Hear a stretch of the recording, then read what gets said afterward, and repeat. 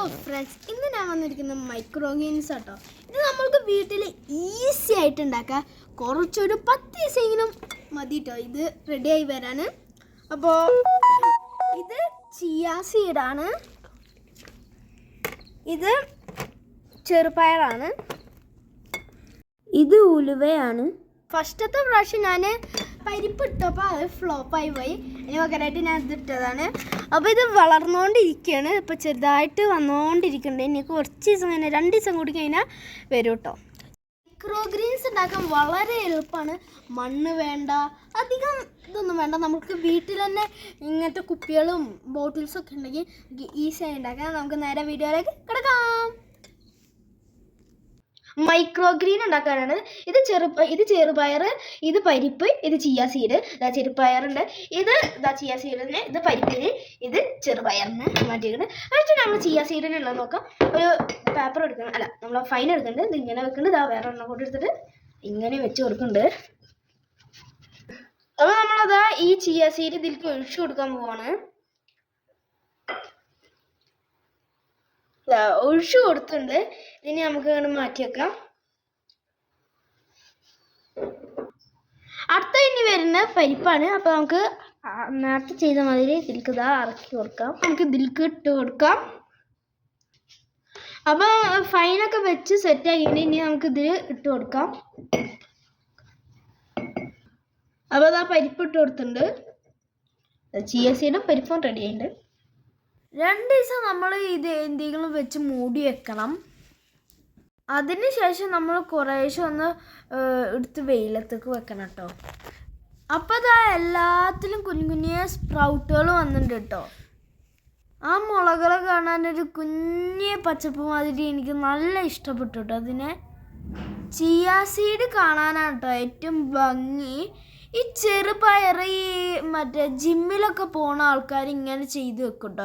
എന്നിട്ട് ഈ ചെറിയ ഇതിൽ തന്നെ നമ്മൾ അവർ കൊണ്ടിട്ട് അത് അങ്ങനെ ആ സ്പ്രൗട്ട് അവർ കഴിക്കും കേട്ടോ. അതിനൊക്കെ എത്രയോ നല്ലതാണ് ഇങ്ങനെയൊക്കെ കഴിക്കുന്നത് കേട്ടോ. മൈക്രോഗ്രീൻസ് ആക്കി കഴിക്കുന്നത് നല്ലതാട്ടോ. ഇത് 4-5 ദിവസം എത്തിയ വളർച്ച കേട്ടോ. ഇത് ആ കാണുന്ന പൂച്ചേനെ നിങ്ങൾ എൻ്റെ വ്ളോഗിലൊക്കെ കണ്ടിട്ടുണ്ടാവും കേട്ടോ. ഫസ്റ്റത്തെ ഒരു ദിവസം ഇങ്ങോട്ട് വന്നാണ്, പിന്നെ ആളിവിടെ സ്ഥിരതാമസമാക്കിട്ടോ. മൈക്രോഗ്രീൻസിനെ കുറിച്ചിട്ട് അറിയാത്തവരാണെങ്കിലും ചെയ്യാത്തവരാണെങ്കിലും എന്തായാലും ഒന്ന് ചെയ്ത് നോക്കണേ. ഒട്ടും ചെയ്തിട്ടില്ല എന്നുള്ളവർ ഇപ്പം തന്നെ പോയി ഒന്ന് ചെറുപയറോ കടുകോ ചിയ സീഡോ ഉലുവയോ വെച്ചിട്ട് നിങ്ങൾ എന്തായാലും ഒന്ന് ചെയ്ത് നോക്കണേ. ഇപ്പം ചെറുപയറാട്ടോ ഏറ്റവും കൂടുതൽ ഞാൻ ചെയ്തിട്ടുള്ളത് ചെറുപയറാട്ടോ. പക്ഷേ ചിയ സീഡ് കാണാനാട്ടോ നല്ല രസം. ഇതൊരു 2 ദിവസം കൂടി കഴിഞ്ഞിട്ടുള്ള വളർച്ച എത്തിയതാട്ടോ. ഇത് ചിയ സീഡ് അപ്പോൾ നമുക്ക് ഇന്ന് തന്നെ കട്ട് ചെയ്തെടുക്കാം. അത്യാവശ്യത്തിന് വളർന്നുണ്ട്. ചെറുപയറിൻ്റെ ഇലയൊക്കെ നോക്കൂ, നന്നായിട്ട് വളർന്നുണ്ട് കേട്ടോ. ഇപ്പം തന്നെ നമ്മൾക്ക് ചിയ സീഡിൽ നിന്നൊക്കെ ഓരോന്നെടുത്തിട്ട് ഇങ്ങനെ പറിച്ചിട്ട് കഴിക്കാൻ നല്ല രസം കേട്ടോ. ഇത് ഇങ്ങനെ കഴിക്കുന്നതാട്ടോ നല്ലത്. ഇതെടുക്കുകയാണ്. എന്നിട്ട് നമുക്ക് സാലഡിലോ മുട്ടയിലോ ഇടാം കേട്ടോ. ഞാൻ ചിയ സീഡ് എടുത്തിട്ടുണ്ട്. ഇത് ഞാൻ വളർന്നിട്ട് നിങ്ങൾക്ക് കാണിച്ചു തരാം. കുറച്ചുകൂടി വളരാണ്ട്. ഇത് നമുക്ക് നാളെ കട്ട് ചെയ്യാം കേട്ടോ. എല്ലാവരും അപ്പോൾ ഇത് ട്രൈ ചെയ്ത് നോക്കണം. ഉണ്ടാക്കാൻ വളരെ ഈസിയാണ്. ഫസ്റ്റത്തെ 2 പ്രാവശ്യമൊക്കെ ഫ്ലോപ്പായി പോയി. പിന്നെയാണ് കുറച്ച് കാര്യങ്ങൾ ശ്രദ്ധിക്കണം എന്ന് മനസ്സിലായി. നല്ല സീഡ് നോക്കിയെടുക്കണം. അത് അത്രയ്ക്ക് പണിയൊന്നുമല്ല. നമുക്ക് വേഗം എടുത്തിട്ട് വെള്ളത്തിലിട്ട് വെച്ചാൽ മതി. അടിപൊളിയാവും. നിങ്ങളൊന്ന് ട്രൈ ചെയ്തോ. നിങ്ങൾ ശ്രദ്ധിച്ച് കഴിഞ്ഞാൽ സക്സസ് ആവും. ഞാൻ 2-3 ടിപ്സ് പറഞ്ഞുതരാം. ഫസ്റ്റ് തന്നെ ഇതിലേക്ക് വെള്ളം ഒഴിക്കുമ്പോൾ കുത്തനെ ഒഴിക്കരുത്. അതിൻ്റെ സീഡ് സ്പ്രേ ചെയ്താൽ മതി. അങ്ങനെ ഒഴിച്ചാൽ അതിൻ്റെ അവിടെ തട്ടും.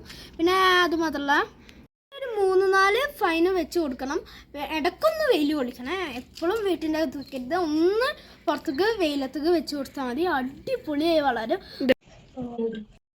അപ്പോൾ നമ്മൾ കട്ട് ചെയ്ത് വെച്ച ചിയ സീഡ് വെച്ചിട്ട് സാലഡ് ഉണ്ടാക്കുക കേട്ടോ. ഇത് കുറച്ച് വെജിറ്റബിൾസ് ഇട്ടിട്ടുണ്ട്, പിന്നെ തൈര് ഇട്ടിട്ടുണ്ട്, പിന്നെ ഒലീവ്സ് ഇട്ടിട്ടുണ്ട്, പിന്നെ ചിയ സീഡുമാണ് ഇട്ടിരിക്കുന്നത്.